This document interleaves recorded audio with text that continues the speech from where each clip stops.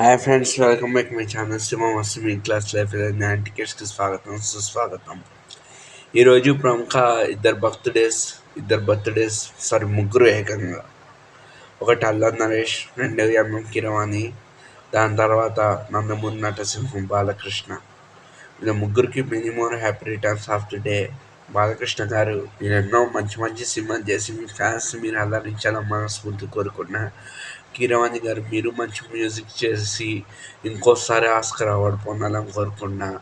అల్ల నరేష్ గారు, మీరు మంచి సినిమాలు చేసి సూపర్ డూపర్ హిట్ తీయాలని కోరుకున్నా. మంచి కామెడీ యాక్షన్ ఫిలిమ్స్ చేసి మంచి హిట్స్ చేయాలని మనస్ఫూర్తి కోరుకున్నా.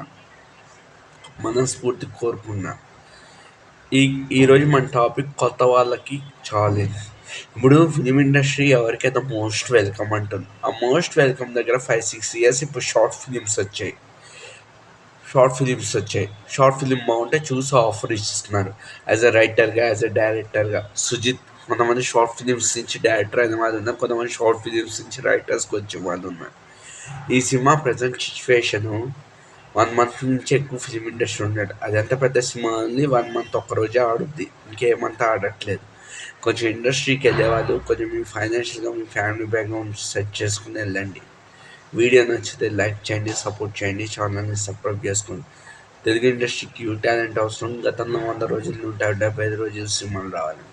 అండ్ ఓటీటీ గురించి కూడా చెప్పడానికి వస్తున్నాయి. ఇప్పుడు కొత్తది ప్రతి జనరేషన్ ఎంకరేజ్ చేయాలి. ఇప్పుడు సినిమాలు గతంలో 175 days 200 days ఆడేవి. ఇప్పుడు ఆ 200 days కాస్త 4 weeksకి వచ్చింది, 1 monthకి వచ్చింది సినిమా అనేది. అలాంటి టైంలో OTT is a best platform to every one. Covid డేస్లో థియేటర్స్ అన్ని క్లోజ్ అవుతే ఓటీటీకి సినిమాలు వచ్చాయి. నిర్మాతలు అంత వెనకేసుకున్నారు. ప్రతి ఒక్కరు ఓటీటీస్లో సినిమాలు చూసి ఎంజాయ్ చేశారు. వెబ్ సిరీస్లని, ఓటీటీ సినిమాలని. ఓటీటీ ఈజ్ ఏ ప్రొడ్యూసర్కి ఆప్షనల్ ప్లస్ పాయింట్. కొత్త టెక్నాలజీ ఎంకరేజ్ చేయాలి. 4 month థియేటర్లు ఆడితే నెక్స్ట్ వీక్ స్ట్రీమింగ్ అవుతుంది అమెజాన్ ప్రైమ్లో, వాటిల్లో.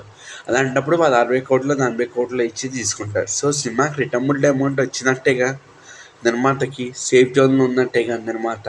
సో కొత్తతనాన్ని కూడా ఎంకరేజ్ చేయాలి. అందరు వీడియో నచ్చితే లైక్ చేయండి, సపోర్ట్ చేయండి, ఛానల్ని సబ్స్క్రైబ్ చేసుకోండి. Thank you very much. చెప్పింది అర్థమైంది అనుకుంటా.